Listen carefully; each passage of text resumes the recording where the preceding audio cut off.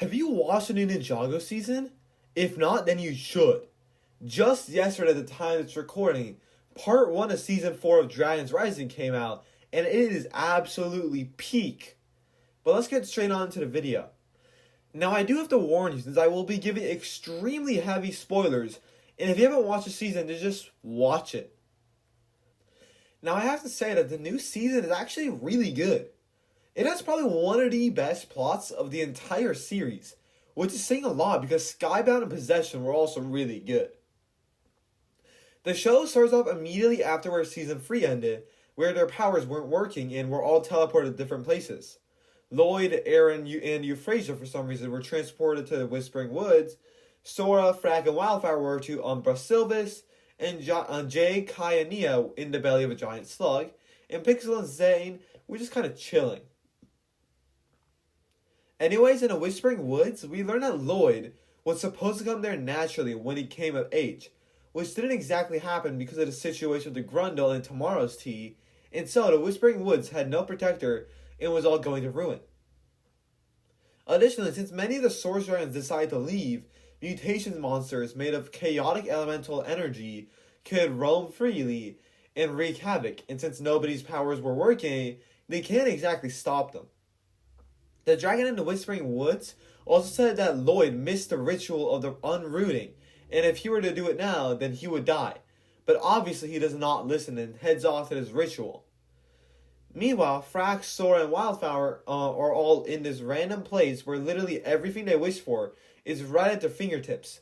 Like Frax can have all the pies he wants, Sora can have a bunch of little kitties, and Wildfire and Ryu can have melons, but only they see right through it and realize they have to jump into this bottomless pit to escape. So Wildfire tries to push them into the hole, and they somehow are now crawling out of a mountain, which is not how gravity works, and now they are in Umbra Sylvis. A village that is basically as if you were living in the medieval times, since everything there was extremely prehistoric, and I'm kind of surprised that they even had running water for their fountain. Meanwhile, Jay, Kai, and Nia are all in the belly of a giant slug, and they are getting chased by gigantic leeches, or whatever they are, and they have to make it to the mouth, resulting in Jay having to sacrifice his dragon neck, or whatever to escape. Also, I find it super interesting how Jay is finally believing them, and is genuinely on her side now, since he did shatter his goodness back in Season 2. Meanwhile, Pixel and Zane were just dancing with each other since after Season 3, they went on a voyage together and have a bit of fun, when they noticed their powers weren't working, and so they decided to take to the skies and find people. Though we don't see any more of Pixel for the rest of the season, for some reason. Now, this situation is already really dire, but we also see another group trying to play all the cards, the Cultists, since they are trying to get this insanely powerful weapon, the Weapon of Desolation, but it's split into two fragments, one in the Land of Madness, and the other in Umbra Sylvis. Meanwhile, Zane arrives at the Whispering Woods, where Lloyd goes into a ritual. Since more and more monsters are arriving, and the rest stay on lookout just in case. Once Jay, Kai, and Nia all escape the slug, they start getting chased by a bunch of rock monsters and reach a cliff where Kai and Nia can just spin Jitsu jump off of, but Jay can't since he doesn't remember anything, and so they go back to save him. They go to the place where Jay first woke up after the merge with no memories, and they finally realize that the administration tricked them and locked away all of his memories. In Umbra Sylvis, we see literally the least humble person in the entire show. Somehow even less than Johnny Thunder from a while ago, Frack's dad. He is absolutely the most annoying person I've ever seen, and they arrive there after reports that a monster is there, and they want to capture that monster. In the ritual, Lloyd meets his kid self, annoying as always, and he shows Lloyd under the trees how they work. He sees that whenever a tree doesn't get the nutrients it needs, other trees comes and helps. After this, Lloyd meets his adolescent self, the one he skipped past, and he tries to help Lloyd understand what element he is the master of after all this time, since he isn't a master of green, nor power, nor elemental energy, or anything of the sort, but something else. Meanwhile, Jay, Kai, and Nia have arrived to the administration and need the help of the one, the only, Raptin to break in. He creates a distraction by essentially just being loud and a real-life troll, and they sneak in. In Umbra Sylvis, Sora, Frack, Wildfire, and Ryu are all looking for this elemental monster until they finally find him and they start fighting it, but it is way too strong and they start losing. And Frack's dad and his gang definitely are not helping, and they're making it harder for them.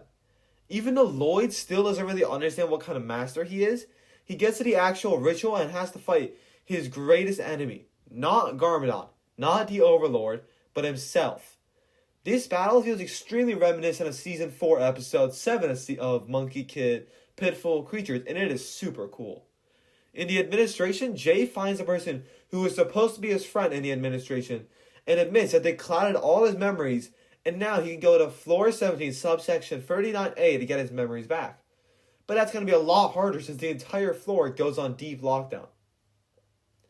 In Umbra Sylvis, they start losing, and all hope feels lost when Ryu comes along and tries to take down the monster, but it just takes a bunch of his elemental power, and he starts becoming terribly injured.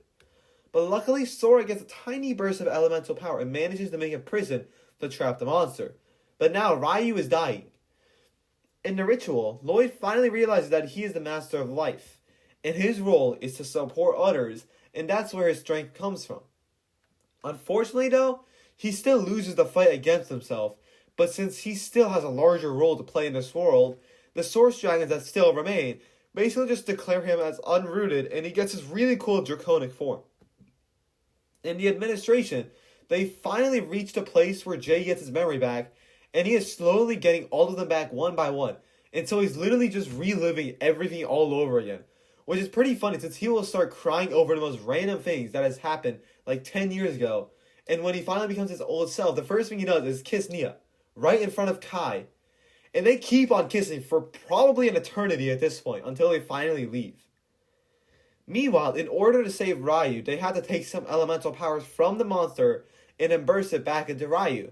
But we see that the monster was let loose by somebody in the airship, so they have to split up and find it. Wildfire stays back with Ryu and Sora and Frax and head off in separate directions to find him. Sora finds it, but is getting absolutely beat up when Frax sees one of the cultists running away in the airship, since they definitely opened it. But he runs to help Sora, and they barely manage to get the energy they need in order to save Ryu. And whilst Frax and Sora are fighting the monster, Wildfire puts the energy into Ryu. Though it may have been a bit too much, since he all of a sudden becomes much stronger than before and absolutely wipes the floor of the monster, and this time it's defeated for real. However, all is not done, because the Grand Inquisitor of Umbra Sylvis is holding everyone hostage until someone repents for their crimes of releasing the monster, and obviously all the evidence points to that, and not the intrepid explorers. Meanwhile, Jay, Kai, and Nia leave the administration, where they uncover the cultists trying to steal one of the two fragments that creates the Weapon of Desolation, and they try fighting for it, but since their powers aren't really working, and they lose. And when they touch the shard, such a high burst of elemental energy comes at their fingertips that it causes them to explode, which is obviously not good. Meanwhile, we finally see Cole for like the first time this entire season, and he goes to the crossroads after a mysterious mutation monster sighting, and instead he finds cultists and chases them down, only for him to be captured, and we finally see who the leader of the cultists is. The good Empress Beatrix. After she was defeated, she was in the land of monsters, and contrary to how Kai was in the lands of monsters making friends, Empress Beatrix defeated every single monster that stood in her way until she finally escaped. In Umbra Sylvis, they go into the airship and find an orange scale from his dad and immediately suspect him for some reason, even though it is literally his airship. Like, I would expect his scale to be there, and they see the cultist again where he goes to a tree and grabs the other piece, but they capture him and see that it's not Frack's dad, but Johnny Courageous. The Grand Inquisitor finally lets them free, but before stealing the fragment, since he is a cultist and leaving. Meanwhile, Cole finally escapes, and for some reason when he grabbed the fragments, he doesn't get overloaded with elemental energy, but turns into a giant rock monster, but still gets defeated by Beatrix, and now all of the cards were on the table. And it was only a matter of time for them all to arrive at the final battle, Imperium. All three groups there, with Lloyd flying in and fighting and giving everyone their elemental powers back too. But since Beatrix has the Weapon of Desolation, she can command the mutation monsters, but it isn't enough and she loses, once and for all. After the battle, they go back to the monastery and are celebrating until Sora's parents arrive. That's right, the same exact parents who abandoned their daughter in faith of their good Empress Beatrix. The same who are also cultists too. And that ends off part 1, and wow, it is just so good. This season is actually the best of them all. That is all for this video. Stay tuned for next week where I yap about how much I like the show and why. Goodbye.